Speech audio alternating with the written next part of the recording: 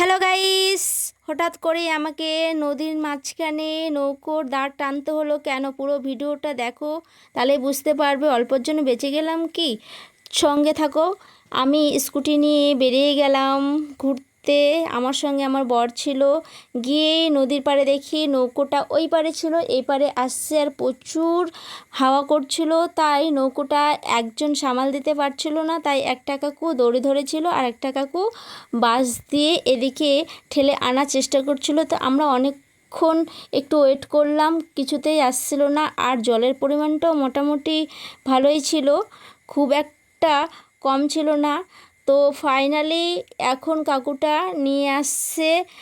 নিয়ে আসার পর আমরা ওয়েট করেছিলাম কখন উঠবো, কিন্তু যাত্রী একটাই ছিল, এখনও পর্যন্ত শেষই হচ্ছে না দাঁড়ে আনার। তো ফাইনালি দাঁড়ে আনা হয়ে গেল। দেখো, প্রথমে এই ভাইটা টানছিল, তো হঠাৎ করে আমাকে টানতে হলো, কারণ এতটাই পরিমাণে বাতাস করছিল।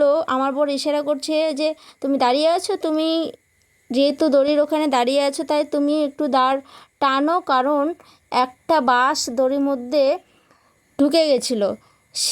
সে হয়তো আমাদের ওখানে দাঁড়িয়ে থাকতে হতো, তাই আমি দেরি না করে আমি ওই কাকুর সঙ্গে ভাইটাকে বললাম ওইদিকে চলে যা ভাই, ওই কোণায়, আর আমি এদিকে কাকুটার সঙ্গে দাঁড় বাইতেছিলাম, কারণ কেউ আসছিল না, সবাই দাঁড়িয়ে দাঁড়িয়ে দেখছিল। তো আমি ভাবলাম আমি যেন ফাঁকা আছি, তাই আমি একটু দাঁড় টানে দেই, সাহায্য করে দেই।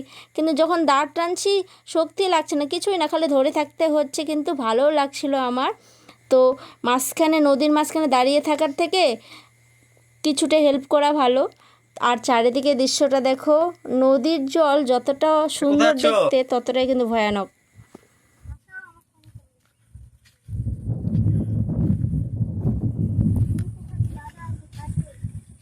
খালি নৌকাতে উঠতে যাবে এখন? নৌকা তো পালিয়ে যাচ্ছে।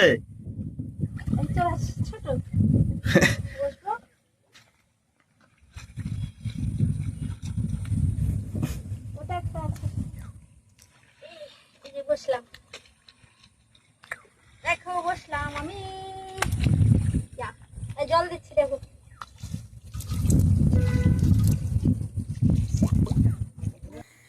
নদী পার হওয়ার পরে কিন্তু দুটো নৌকো ফাঁকা ছিল, তাই আমরা এখানে ভিডিও একটু শ্যুট করলাম, আর আমি একটু মজা নিচ্ছিলাম বসে বসে। আমার বড় নিয়েছে, আমার বরকে বললাম তোমার একটা ভিডিও করে দিই, আমার বর বলল না আমি ভিডিও করব না, তোমার ভিডিও আমি করব। ঠিক আছে বরমশাই। তারপর একটু নদীর সাইডে সাইডে হাঁটলাম, কারণ সাইডগুলোতে জলের পরিমাণ খুব ছিল। দেখতে তো সুন্দরই লাগছে, কিন্তু ভয়ও লাগছে, যেহেতু নদীর জল গভীর।